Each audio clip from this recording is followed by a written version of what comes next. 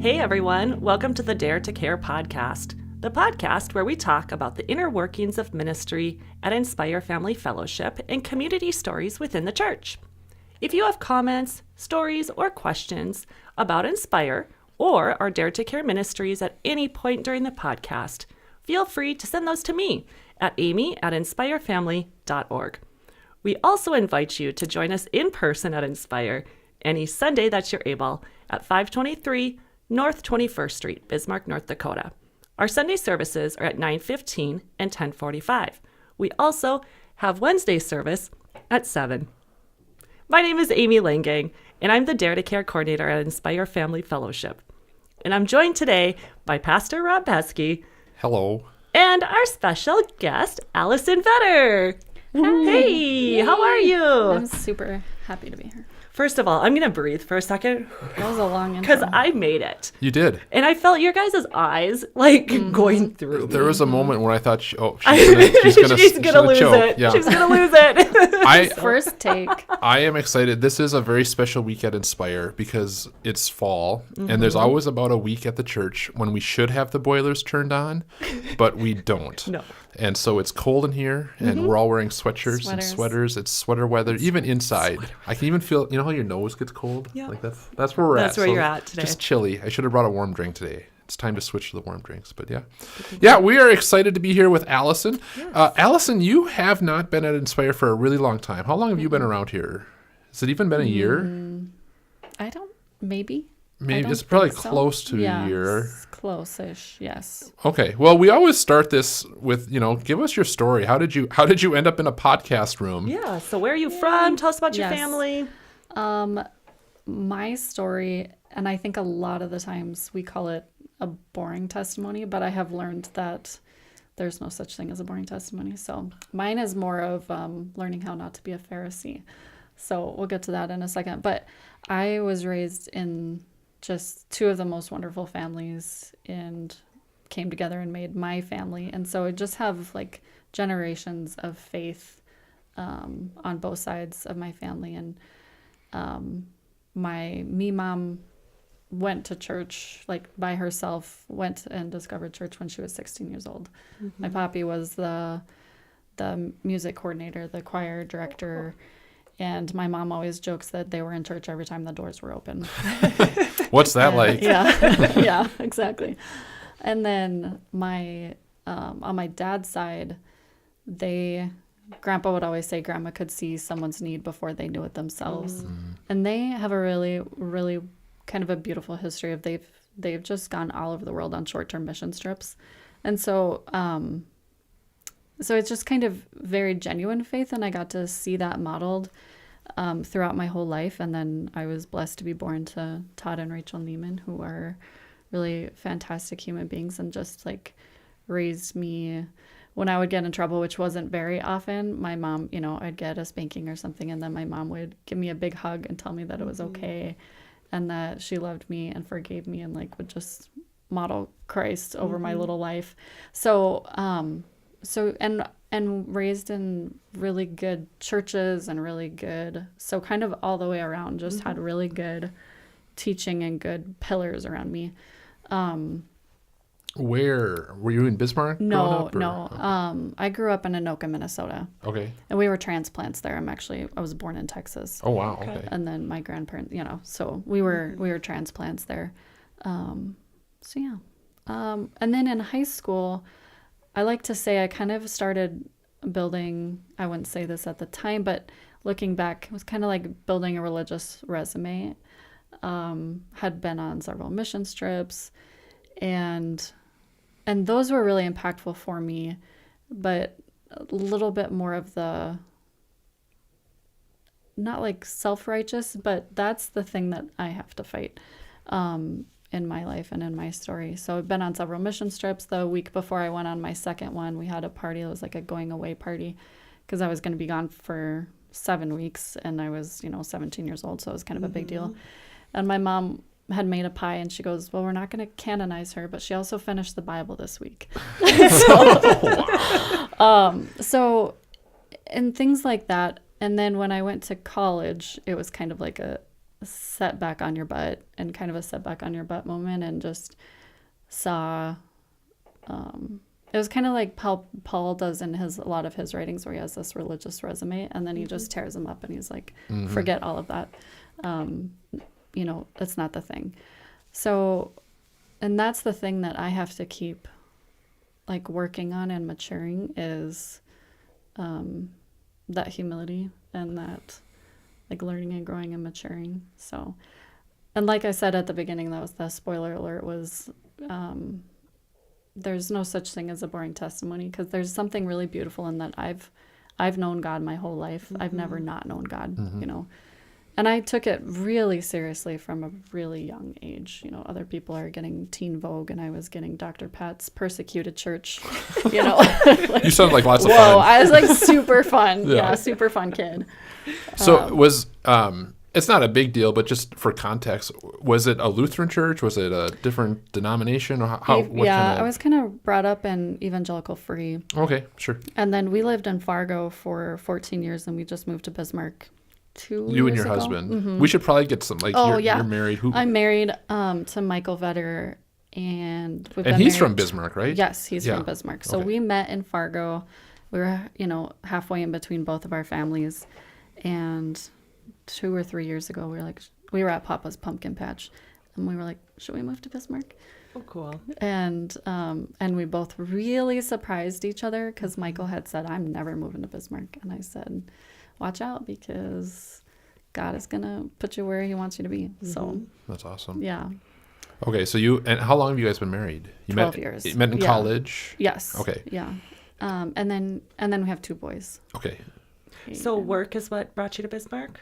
No, really, Michael. We just kind Okay. of moved, and I was going to be Okay. working remote, but Got you. yeah. Then long story short, but I had to we did all of the hard things. If you Google all of the hard things that for adults, we did all of them in 2023, and some of them 2 times. Wow. Moved 2 times, designed and built a home.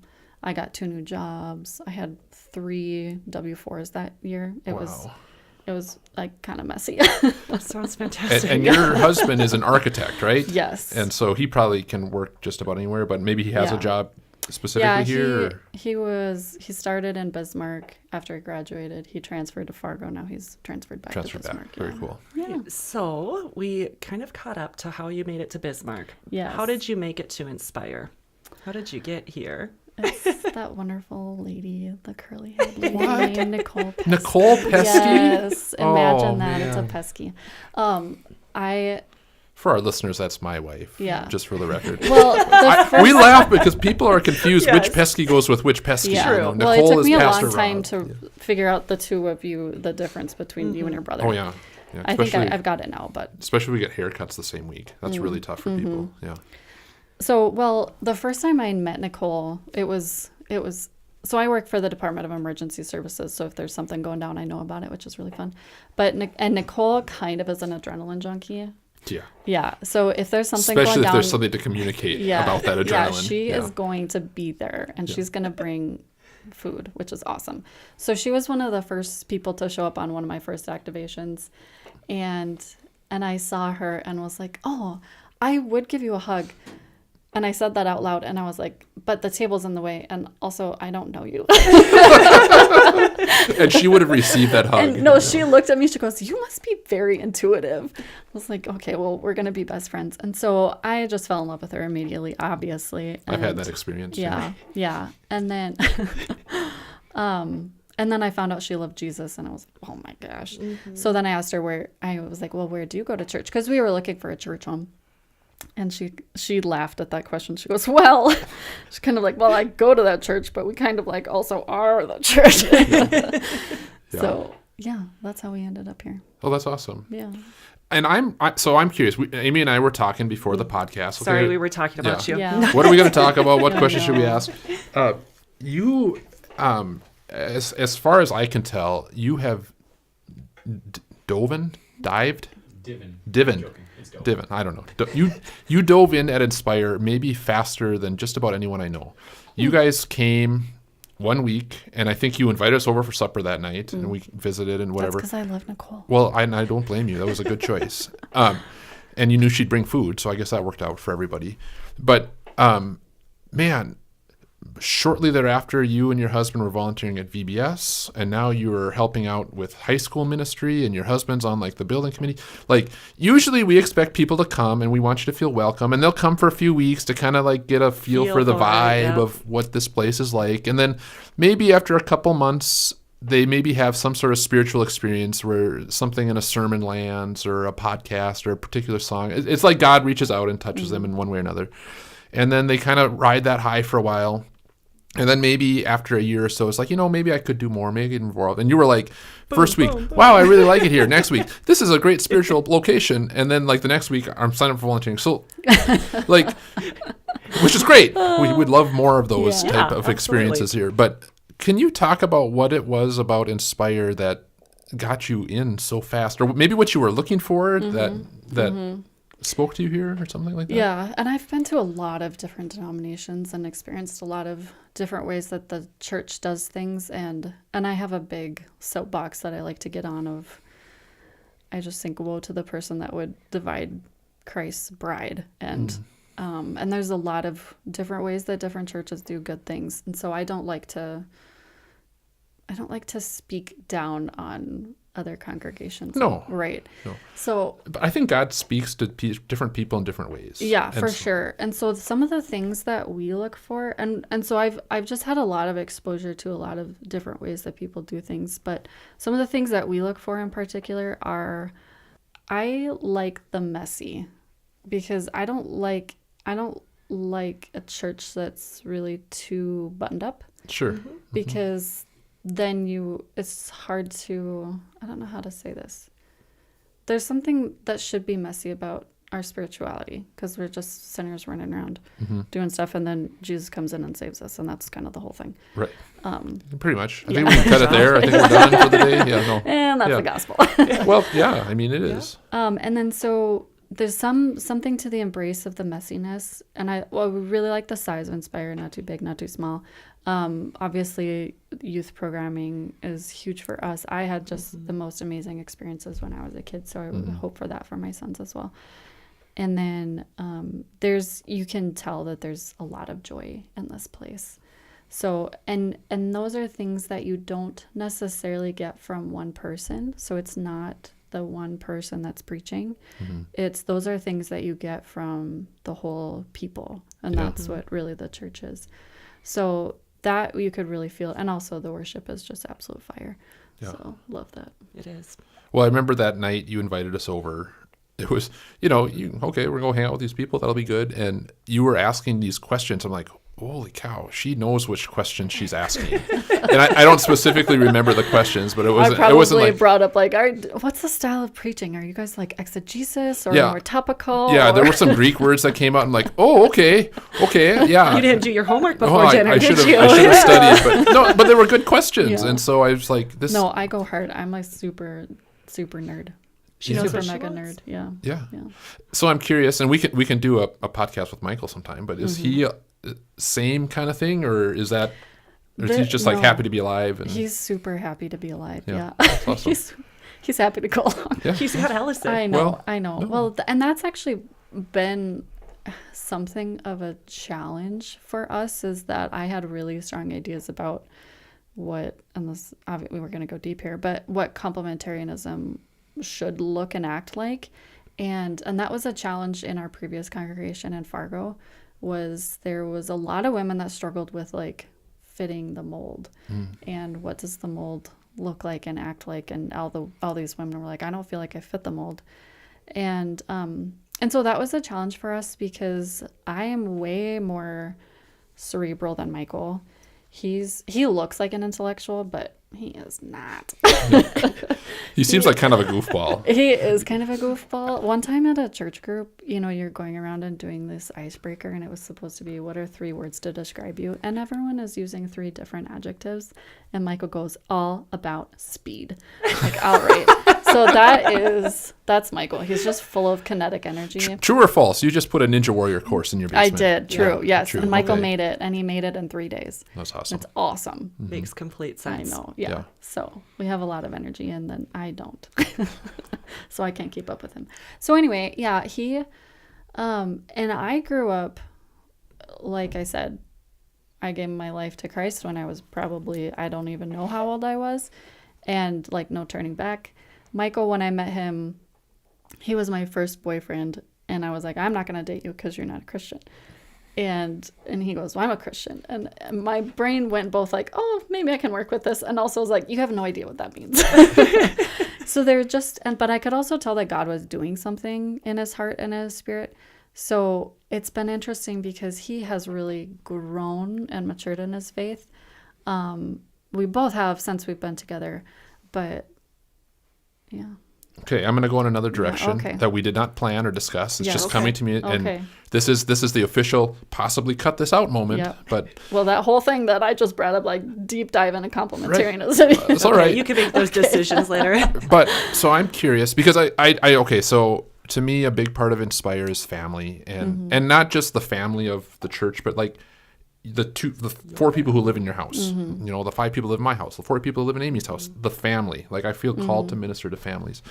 And I think something a lot of couples wrestle with is Scripture points out that a man is supposed to be the head of the household, the spiritual leader. And I think that's good.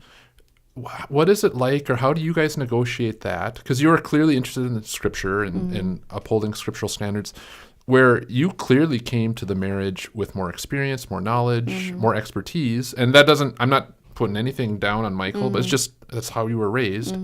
How have you as a couple negotiated that? Does that make sense? Yeah. Like I said, we can cut this out if you don't No, want to go it's there. a super good question. And I think we're still kind of negotiating that. I think, actually right now I'm reading a book that one of my very dear friends wrote, and she was in that congregation in Fargo that I was talking about, and she's diving into this topic. And so that's kind of healing for me to go through that. But I think Michael and I are just still negotiating that. I think in a lot of ways, we can come to something with this expectation of what it should look like, but we also see a lot of moments in the Bible where here's the expectation and then here's the messy middle. Yeah. Here's what it actually looks like, and here's what God does working through that messy middle. I've also had conversations with a gal in China who was talking about, well, it's actually the women are kind of the spiritual leaders in China. And I was asking her about that, and she goes, that's just the way it is, because that's, the men they don't have time, like they're working. And so, yeah, I think there's just a little bit of, here's how it can go, and here's also just How it is going. How it It's is going. going. And there's something also beautiful about just opening your eyes and seeing where you actually are, and then how God is going to work through that. For sure. So for me, and going back to more of your original, so I really don't have a good answer. I mean, I could go really deep into some of those concepts, but yeah, for Michael and I, it's a lot of, what if I actually wrote a letter to that one congregation that I kind of keep referring to, and worked through, like, I think even within your view of how women and men relate to each other, I think here's a long list of ways that I think that you could really, like, have women on the stage. And it so fits with your view. And so, and they started implementing a lot of those things right away. And so, but through that process and through thinking about those things, I just kind of thought, what if I dropped some of those expectations and let go of some of the disappointment? And I don't know that that's right or wrong, but that was actually really freeing for me. And I just started focusing on more of what are my gifting is more cerebral. It is more intellectual. It is more deep. It is a lot more still. Michael's gifting is a lot more energy, and it's a lot more doing and going and being. And so he actually shows up in our household in a ways that somewhat and are a lot of like feminine, like what a lot of the women do in a household. He probably does more cooking, you know. So I think we've just kind of had to look at what is, and hold the expectations with an open hand. For sure. I think people, you know, I think about my life.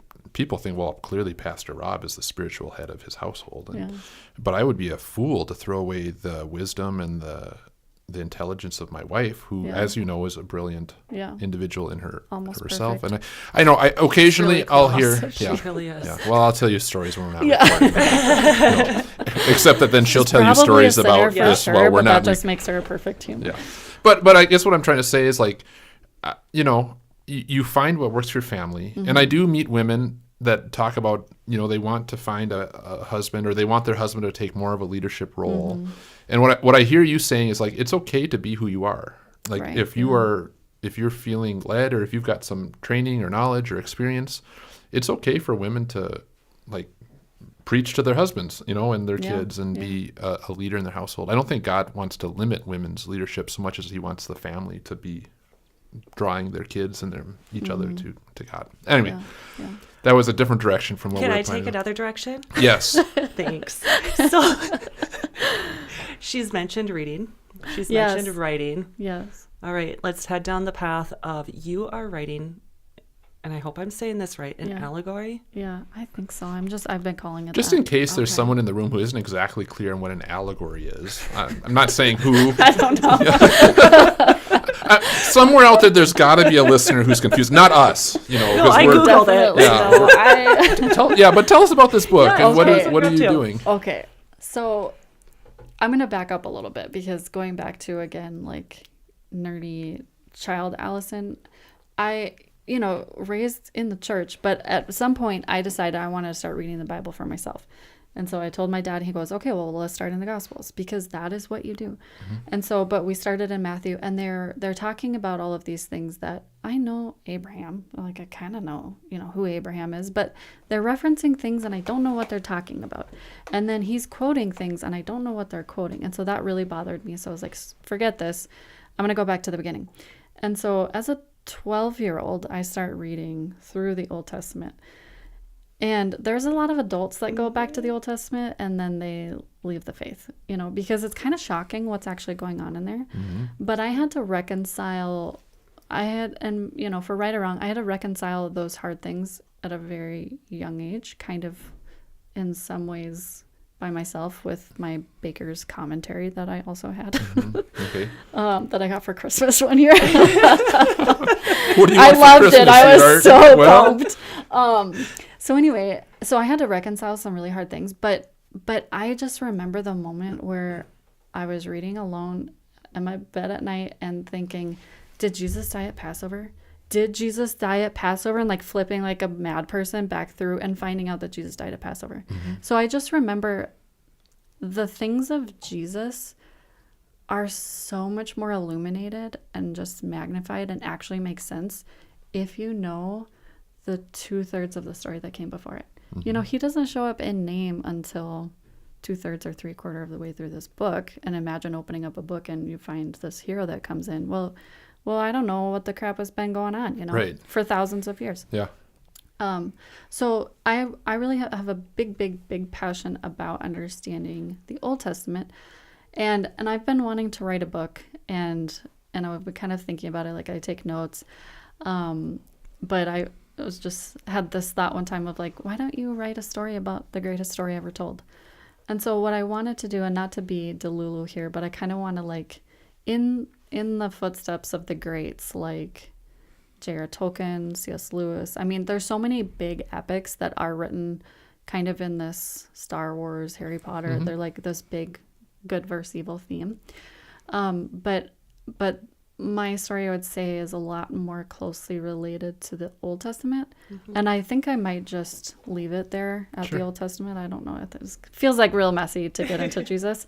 But my goal is to tell the story in a little bit of an obfuscated way of what is going on in the whole story.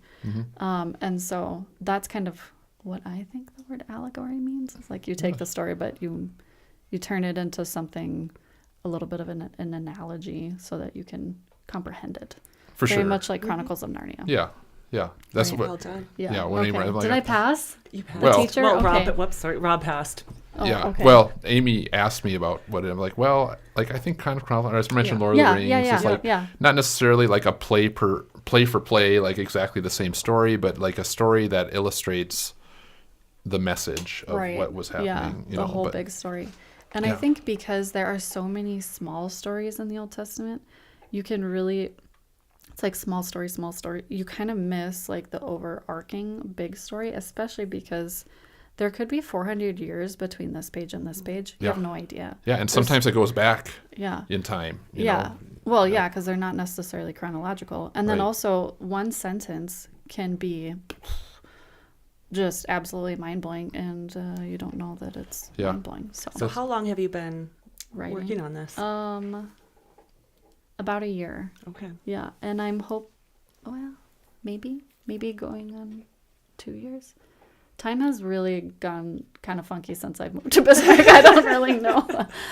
No, just curious. Like a couple of years, maybe. Yeah, like probably a year and a half. Let's Okay. go with that. So I'm hoping to I was hoping to finish, and I have it loosely charted out into 3 books. But I'm hoping to finish the first one this year, but I might not get there. Maybe we'll get a sneak peek. Okay. Oh, yeah. Oh, yeah, I'll send it. We to could you. do a reading. I love that. Yeah. Oh, Like- I think we have So- someone who loves to read. Oh yeah, that's right. Ty has a YouTube channel where he reads books and yeah. Oh, really? Yeah.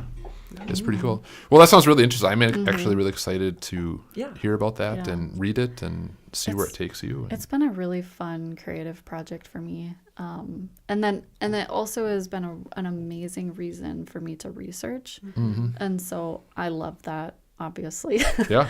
and so I've been able to dive into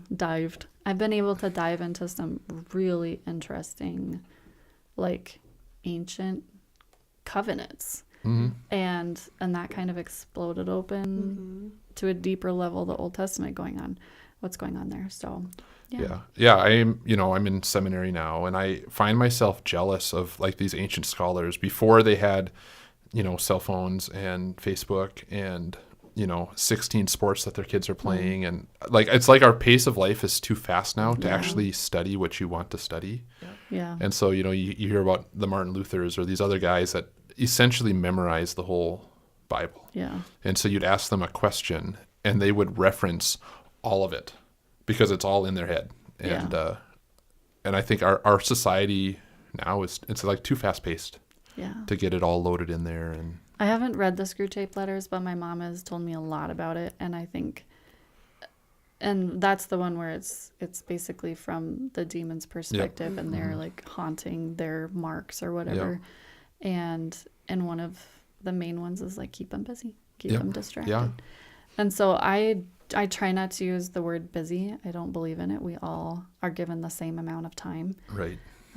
There was this time tracking software that we used at my old company, and one of the quotes on their empty state was, "We all have the same amount of time as Beyonce. Like, go and live your life." And I think That's about funny. that a lot. It is true. Yeah. Yeah. So Yeah, I got that from students when I was teaching a lot. Yeah. I didn't have time to practice, and I'd say, "No, you had the exact same amount of time as everyone else did." Yeah, how you chose to exactly. use it. How you chose Yeah, to use it, exactly. so. Oh, that's awesome. Okay, so getting back to our dare to careness, you mentioned, growing up in a Christian family, generations of Christian families. Are there other people in your life that stand out to you? I'm sure there's many, but maybe pick one or two that, like, somewhere along the way they came alongside you and maybe they invested in you or they taught you something or they were an example that just drew you further into your own faith. The people that, at least in my experience, like, you can talk all day long about great church programs or a sermon, but it's usually someone sitting next to you in the chair, or sometimes it's a youth pastor or a specific worship leader that invested in you. Are there people along your way that stand out to you? And what is it that they did that helped get you where you are today? The first people that come to mind for me is, like I said, we were transplants in Minnesota, and my dad is actually from South Dakota, so we were 5 hours away from family and 21 hours away from our other family, so we were transplants.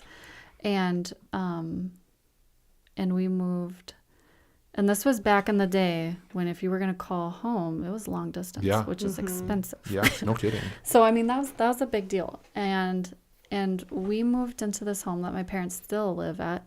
And we moved next door to this family, our neighbors. They're just the neighbors. And they loved Jesus. And they had pretty much the same age as my parents. But they had 2 girls and a boy, same as my family, 2 girls and a boy, basically the exact same ages, just like 1 year staggered.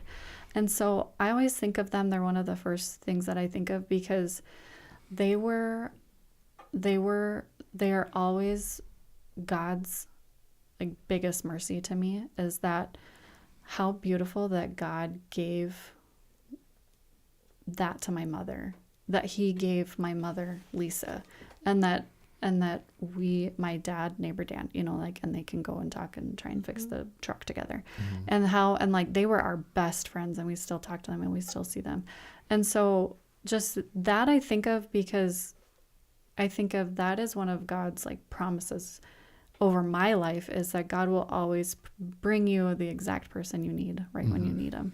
And so in a way, in a huge way that helps me in my faith is because I can call back to God's promises and I think of that family and I think of who they are and God's just huge mercy to us in that.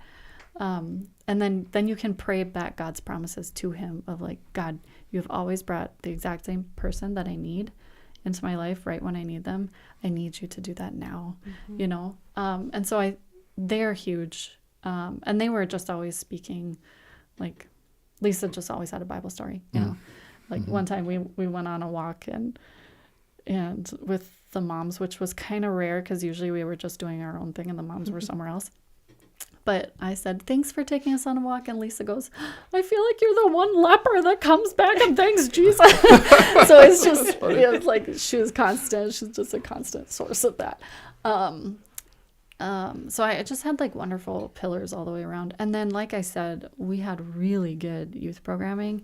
And so our youth pastor, it was a big enough church where we had a high school pastor, we had a junior high pastor, and then, other children's pastors, but they, like a senior high pastor and junior high pastor we were especially close with. And then the junior high pastor's intern was his from California. His fiance came up and lived with us. They're still in our lives. So I've just been super surrounded, I think, by different people that have really modeled Christ's loves in their own way and in their own kind of quirky way. That's awesome. I'm guessing we're getting low on time here, but I think we could probably sit here and talk all day long. So we'll get a part 2 when the book is done, and you can give us a little. We'll do a reading. A little sample or something like that. Die in the corner, just melt. I do this a lot, though. I do want to pause and thank you for what a huge influence you and your family have been here, even in the short amount of time you've been here. We mentioned already that you're working with the senior high, which was great. We got to do that together a week or 2 ago. That was fun. You've been doing stuff with children in VBS. Your husband is helping out with the building committee and trying to figure out what to do with all the people we have here, and that's great. I forgot one big thing, though, and I don't know if Amy even knows this because this happened before Amy was officially on staff. Okay, let's hear it. All the colors you see at Inspire on all of our materials, Alison picked. You and Nicole, With I think. Nicole, it was a team effort, but and Nicole's kitchen counter. Yeah, but again, I think it's so cool because you are using the gifts God's given you and the expertise and the training and your professional life to influence the community for the benefit. And I can't tell you, for me, like I love making sermons, and I pick the color that Alison picked because I know that will look nice, and I don't have to worry about like, oh, should I use yellow or red or green? It's like, no, there's an orange on the thing. We're going to use that, and it matches. And it makes my life a lot easier. So that's thank you. good. Yes. But yeah, I just your willingness to jump in with both feet, and we're here. We're going to do this and make it happen. I just love, and your grace as. There's messes here all the time. We just talked about this Sunday. And I think I kind of like that too. I'm not looking to be perfect and polished and have something It's for not everything. authentic. Yeah. It's not, because we're all just doing the best we can Yeah. and leaving the rest to God. So I just want to thank you for all you've done here in a short amount of time. I look forward to seeing what the future has for you and your family and your boys, especially as Watching they the boys grow up. grow, yes, that's always fun. Thank you for the grace for our boys, because they're wild. Oh. They're just like running around this place. It's like they're elementary age boys. Yeah, you I know, don't- I mean, Absolutely. like, How dare they? None of us how in here dare have they- ever dealt Yeah. with boys. right? No, it's all good. We love your kids. We love your family, Yeah. and we're no, so the high No, they're schoolers adorable. are filling my cup a lot. Oh, that's awesome. Some of them are deep wells. Yeah. Really, really encouraging to be around. Yeah, I feel a little like a broken record, but we are pretty proud of our high schoolers because they don't mess around. They're not here just because they like the food or Yeah. they're Those are tender years. They're hard. They're here to I grow just, and- want to scoop them up and they detect inauthenticity yeah. instantly. You Yeah. can't Oh, fool yeah. them. So yeah, so it's good. It's a good thing. We're so glad you guys are here. So I'm gonna say a quick prayer to close this up, and then I think Amy's got a thing she's gonna try to get through again. We'll see how she does. We're not doing employee evaluations this week or anything. Thank so you. You'll be Appreciate okay either that. way. But all right, so let's go ahead and pray. Dear God, we thank you for this day and for your blessings and the gifts you've given us. I just thank you again for gathering us together, and I especially lift up our sister Alison to you and her family. Lord, we're so grateful for what you are doing through her and with her in this place, and I just pray that you continue to bless her and guide her and teach her, lead her, make her an example, and work through her for your kingdom so that your kingdom can continue to grow and that more and more people will be drawn into your love and mercy and forgiveness. Thank you for all of our listeners, Lord. I pray that you bless them, keep them safe, healthy, and happy, and you watch over them in all that they do. And we just thank you so much for this time together. In Jesus' holy name we pray. Amen. Amen. Amen. Well, thanks to everybody who was out there listening today. We're glad that you joined us. Please, if you are interested in joining us on a podcast, feel free to reach out to me. Again, my email is amy@inspirefamily.org. We want to get to Otherwise, know you. I know. It's You the know? best way for me to get to know all these people Yeah. is the newbie. Yeah. I'm going to play that card as long as I can. Yeah. Anyway, we have Sunday services at 9:15 and 10:45 and Wednesday at 7 p.m. with a lot of fun stuff starting at 5 and 6. So Yeah. check out our website and we hope to see you here. Take care.